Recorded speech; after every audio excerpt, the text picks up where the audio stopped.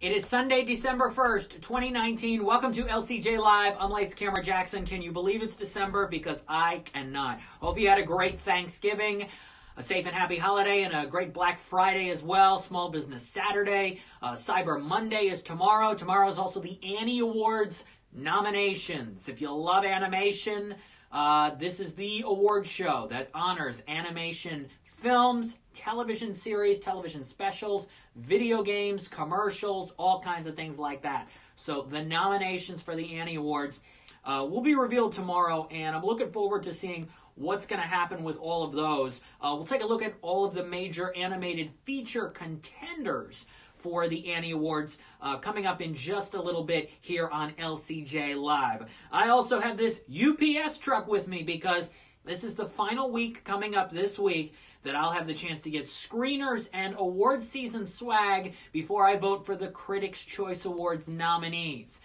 People in the Broadcast Film Critics Association, now named the Critics' Choice Association, can vote as early as tomorrow for the nominees for the Critics' Choice Awards. They have until Friday, so I got till Friday. I'm going to wait out a little bit because I'm still waiting for one movie, and I'll get into that in just a little bit. But yeah, those nominations come out this time next week, next Sunday, December 8th. Hopefully we'll get to talk about them here on LCJ Live. So yeah, it is a big week for award shows. But let's talk about the Thanksgiving box office. Your winner is Frozen 2. With a Friday through Sunday total of $85 million. That is a bigger second weekend than I anticipated. But again, we'll see how that drop-off is. After the long holiday weekend, kids out of school, things like that, we'll see what it does after that. But $85 million. Frozen 2 closing in on $300 million. The first Frozen made $400 million domestically back in 2013. When you look at the adjusted for inflation and all that, we'll have to see how close Frozen 2 gets to the first Frozen. But your other big winner has to be Knives Out. $27 million Friday through Sunday with a Friday night, Saturday night, Tuesday night, Wednesday, Thursday, Friday, Saturday, Sunday total of about $42-ish million. That is fantastic for Knives Out. Congrats to one of my favorite movies of the year. Not only is this movie fun, but it does keep you guessing. It definitely keeps you entertained. Daniel Craig and Ana de Armas are terrific.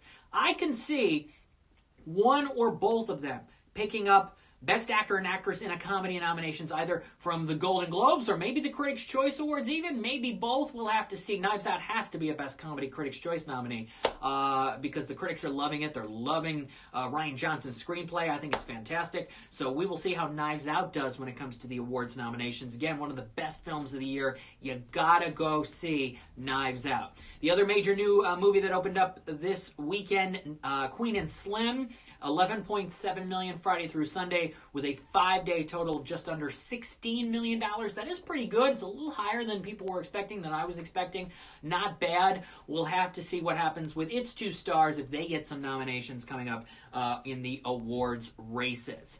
Otherwise, Ford v Ferrari did very well over Thanksgiving, as well as A Beautiful Day in the Neighborhood, which did not drop much from last weekend. Those are your strong releases, and some films like Joker and Midway still hanging on there at the top 10 at the box office. So I've got this UPS truck. By the way, I'm in upstate New York. We're about to get a foot of snow over the next 36 to 48 hours. We will see how that goes, but everybody is kind of, fingers crossed, preparing the calm before the storm and all that. So we'll have to see what happens with the weather. And the weather does certainly affect the trucks, the delivery trucks, especially this time of year coming off the holiday. You've got UPS, you've got FedEx, you've got the regular postal service, and all kinds of other delivery services trying to get you what you need for the holidays. Well, what I look forward to around this time of year is getting screeners and swag from the studios. I've been able to watch over the past week through physical screeners and screener links sent digitally. 1917, Richard Jewell, Uncut Gems, Spies in Disguise. I cannot comment on Spies in Disguise. I'm under embargo on that. I'm under embargo on a few other movies. Weathering with You is a fantastic animated movie. We'll talk about that here in a second. But there's still one movie that I'm holding out on before I vote for the Critics' Choice Awards. Maybe Cats shows up, but that's not even the movie. And I know for sure Star Wars ain't showing up early, and neither will Jumanji. The movie I'm still waiting on is Little Women.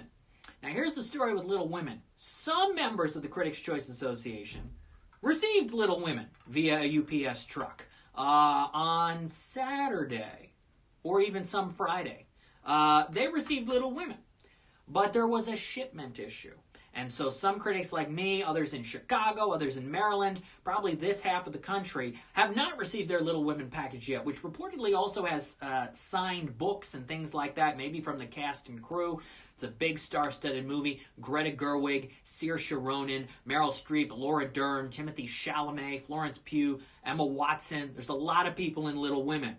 So I'm still waiting on a lot of other Critics' Choice members who looked at their UPS notifications and saw it was supposed to come Wednesday, never came Wednesday, still hasn't come, and the UPS calendar has not adjusted yet. I've been talking with some people. Hopefully Little Women will arrive, because if the movie doesn't get some major Critics' Choice nominations, maybe partially to blame is this little sending issue that Sony has had with the movie, not getting it out in time to voters. So don't be surprised. I will not be surprised if Little Women doesn't get certain nominations, because not all the members of the association were able to see the movie in time. So that's a little insider info for you if you're thinking about awards and thinking about predictions and things and what could happen with the Critics' Choice nominations next Sunday. Pretty much every other major movie members of the association have gotten. Again, 1917, Just Mercy, Richard Jewell, which I'm going to have my rapid review of coming up later this week, The Two Popes, everything for Netflix, Marriage Story, Irishman. We've pretty much gotten everything except for Cats, which maybe the Hollywood Foreign Press of the Golden Globes gets to see it tomorrow. We'll have to see. We probably won't. But we've pretty much gotten everything except for Little Women. So we will have to see what happens with Little Women when it comes to the awards nominations. But I do truly thank the good people at UPS and FedEx and the regular postal service for their deliveries this time of year and all throughout the entire year, because they have a great amount of things they have to keep track of, and they do a really nice job with all that. So thanks to all of you, and fingers crossed on the final movie. If I don't get it in time, I got to submit the ballot without Little Women. So we will see what happens. All right, let's talk about the Annie Awards. Again, this honors animation. And there have been a lot of big animated movies this year and a lot of smaller animated films with big impact. So the question is, does money matter? Does budget matter? Does impact matter? What matters this year when it comes to the Annie Awards nominations? Now, of course, some of the big contenders this year for that, as well as the Golden Globe, Critics' Choice, BAFTA, and Oscar categories for animated feature are Toy Story 4 and Frozen 2. You gotta put them into the category because they're the big Disney movies. I would be very surprised if either one of them doesn't make it into the category. Will I be upset if Frozen 2 for some reason doesn't make it into the category? No, because I don't think Frozen 2 is nearly as good as the first Frozen. Toy Story 4 has got to get in the category. It's really good. It deserves to be in there.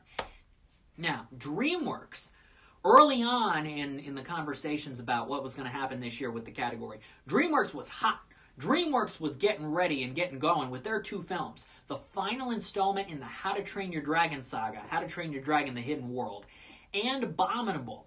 Jill Colton, the director and writer of Abominable, is making history as the first woman to write and be the main director of a major original animated feature. Now, that's a big accomplishment. It's a good movie. It's not as good as Dragon 3 or some of the other animated movies this year, but it's a good film. And with that, his history behind it, history-making achievement behind it, you'd think that awards groups would take notice and nominate Abominable, but things are getting more crowded. That's because Missing Link, the Laika animated movie, the marketing team behind that and Annapurna is coming on strong, talking about how this is the most ambitious stop-motion animated movie ever made. Now, technically, yes, there's some things in there that they do that have never been tackled before, but it is one of my least favorite stop-motion animated movies ever. It's not fun, it's not entertaining, it's not exciting, and the story is very basic. But Laika has never not gotten nominated for an Academy Award for Animated Feature before. They did some work on Corpse Bride, but essentially their first movie was Coraline. They did Coraline, they did Paranorman, they did The Box Trolls, and they did Kubo and the Two Strings. All of them Oscar nominees. Kubo even won the BAFTA. But they've never won the Academy Award and have never not had a movie nominated. So Missing Link would be the first time. So the folks at Laika are going all out, trying to make sure they can secure a nomination. Will this work? I don't know. Because again, things are getting more crowded. Spies in Disguise, the folks at Fox and Disney and Blue Sky just sent it to Critics' Choice members the other night. And the folks at the Annie Awards were able to screen it in advance as well. Again, I can't give opinion on it, but the last major animated movie of the year sometimes has had an advantage of sneaking in. Sing, remember that from 3 years ago, got in the Golden Globe category at the last minute. So maybe it actually sneaks in for some things. We'll have to see. But you've got these smaller animated movies, or these animated films that are directly released on Netflix, not in as many theaters in the country as a Toy Story 4 or Frozen 2. Like I Lost My Body, which is really good and very powerful. Klaus, which is the new twist on the Santa Claus story, also from Netflix. And then there's Weathering with You from G-Kids, which may be my favorite animated movie of the year. It is really powerful, really emotional, anime film with a nice story to it and great characters and great character development. G-Kids had my favorite last year, Mirai, and that won some Annie Awards, and that was up for the Academy Award. So at this point, it's really tough to actually say which 5 get in the Academy Award category because you could move some things around. There's also Away, which I just interviewed the director of the other day. This guy, Gins Zilbalotis, made an animated film all by himself. One guy did a 75-minute animated movie called Away, and it's really good. It is. It's an incredible achievement. It is qualified for the Oscars. Will enough people see it to vote for it? That's the big question. So there's that. There's an animated film called Promare, which I know G-Kids is behind, and Fathom Events is screening next month, or this month, now it's December. Weathering with You is getting screened nationwide in January. Some animated films you probably won't see get some major nominations this year are Arctic Dogs, Wonder Park, Lego Movie 2, Angry Birds Movie 2, which I liked, Ugly Dolls, which I liked, but they probably won't get much. Addams Family, Secret Life of Pets 2, maybe. Universal was getting it out there early to us Critics' Choice voters. They actually sent the DVD and a separate screener of it. But Universal's also got the DreamWorks movies now, so I think that's their priority. But again, it is a tough call. Which 5 get in that animated feature Oscar category? If I had to predict now, today, which 5 get in the Oscar category? I believe Toy Story 4 and Frozen 2 have to be 2 of them. I believe I Lost My Body is probably one of them, although I don't know if enough people are seeing it. I think Weathering with You could sneak in. And that 5th one is a wild card. Could be Dragon 3 for summing up the franchise. I can see that. I can see Abominable if they really try to push that getting in. But I can also see Missing Link just for the stop motion factor and for Laika's history sneaking into that category. So it'll be really interesting. What the Annie Awards has done in the past a couple of years is a regular major animated feature category and a smaller release animated feature category. But I know there were some talks about changing some category formats possibly. So I'm not even fully sure what's going to happen tomorrow when the nominations come out at 12 p.m. Eastern. But I will give you the latest, newest, instant information on what happens with the Annie Awards categories tomorrow at 12 p.m. Eastern. Look for that info on my Twitter and all over my social media. Twitter at LCJ Reviews. Again, 12 p.m. Eastern. They also have a voice acting category. I wish they would do more voice acting. I wish they would do voice acting categories kind of like the Academy Awards. A lead actor, a lead actress, a supporting actor, and a supporting actress. Because there are so many animated movies. I mean, this list is about 20 of them I got on here. There are so many animated films and so many voice performances, not just big name actors, but people just in the voice acting business who get juicy supporting or lead roles, that I think they deserve recognition in 4 categories. I really do. I've been wanting that for a long time. We'll see if that ever happens, but that would be really cool. But there is one voice acting and a feature production category. If I had to predict who some of those nominees could be this year, I would say maybe Will Smith gets in for Spies in Disguise. It just depends on how the Annie Awards voters liked Spies in Disguise. You could see Tom Hanks for Toy Story 4 as a kind of final film factor. You could see Josh Gad, who won for the first Frozen. Maybe he gets in.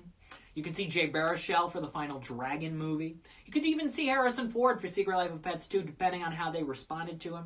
Zach Galifianakis has been nominated a few times, I believe, for both Puss in Boots and Lego Batman movie, so maybe he gets in again for Missing Link. Looking over the rest of the category, I'm not seeing too many other... if they do the English version of some, it'll just depend. But I could see some of those that I just mentioned there as nominees in your voice acting category. Bob Hole wants to know if Adam Sandler is going to get an Oscar nomination for Uncut Gems. It's a tough call because this lead actor category is so competitive this year. He's going to get a Golden Globe nomination for actor in a comedy. That's very close to a lock. He will go up against Eddie Murphy for Dolomite, for sure. The SNL face-off will be really interesting. Does he go all the way to an Oscar nomination? Here's my problem. I didn't love Uncut Gems, first of all. Here's my problem with the film. Adam Sandler puts a lot of effort into it. You got to give him credit for that. But it's not as much of a departure of a role as you might think it is. And you really, you can deny me in saying that, but you really have to see the movie in order to believe what I'm saying as far as it's a lot of comedy. It's a surprising amount of comedy surrounding his character and through his character and based on what happens with his character, which I was surprised by and not really pleased by. So I don't know if the Academy is going to respond to that. And I don't know if the Academy is going to respond to the movie as a whole and his performance because there are just so many other lead actor potential nominees this year. That category is so crowded. He is already a lead actor nominee at the Independent Spirit Awards. I've been watching some Independent Spirit Award nominees in the past few days, including Her Smell last night with Elizabeth Moss. Well-deserved nomination. She's going up against Alfre Woodard for Clemency and Renee Zellweger for Judy. At this point, Zellweger will probably win. I'd like to see Alfre Woodard pull off a little bit of an upset, but Elizabeth Moss could sneak in as well. It depends on how the Spirit voters go. But that's a strong trio of women nominated in that Lead Actress Spirit Awards category. So we will have to see what happens with Adam Sandler and Uncut Gems. All right, so the Annie Awards nominations are tomorrow. Playmobil the movie, which is another anime movie coming out, opens this Thursday at 4. Tickets are $5 to go see it. Crazy that they're doing that, but they are. And I'll be voting this week for the Critics' Choice Awards. I'll let you know if I get Little Women in time. We will see what happens. Next Sunday at 12 p.m. Eastern, I hope we will be able to talk about the Critics' Choice nominations. Not sure what time the press release is coming out, but it could be noon Eastern. If not, we will certainly preview what could be the nominees and talk about the box office. Playmobil is your only major movie opening up next weekend. So expect Frozen 2 to be number 1. How will the other movies fall? We'll get into all of that. We will also preview the Golden Globe and SAG nominations because next week, Sunday, Critics' Choice nominations. Monday, Golden Globe nominations. Wednesday, SAG Awards nominations. I vote for those as well. For the winners, not that I'm not in the nominee group this year. But it is going to be a big week. A lot to look forward to. So stick with us here every Sunday for the next couple of months through award season as we get you through here on LCJ Live. For more, check out my Twitter at LCJ Reviews, Instagram at LightsCamJackson. I'm going to be having reviews of Richard Jewell later this week, along with Togo. I'm going to have some comments on that. I watched that yesterday. It's a new Disney Plus movie starring Willem Dafoe about dog sledding, based on a true story. I'll give you my thoughts on that on Wednesday because I'm under embargo on that. And more movies and more to come. So stick with me and go to the website too, lights-camera-jackson.com. And if you want my Q&A with the director of Away, go to animationscoop.com. Award season headquarters. That's right, Bob Hall. This is your award season headquarters right here on LCJ Live. I'm Lights Camera Jackson. See you next Sunday at 12 p.m. Eastern. And tomorrow at 12 p.m. Eastern, look for coverage of the Annie Awards nominees. Bye-bye, everybody.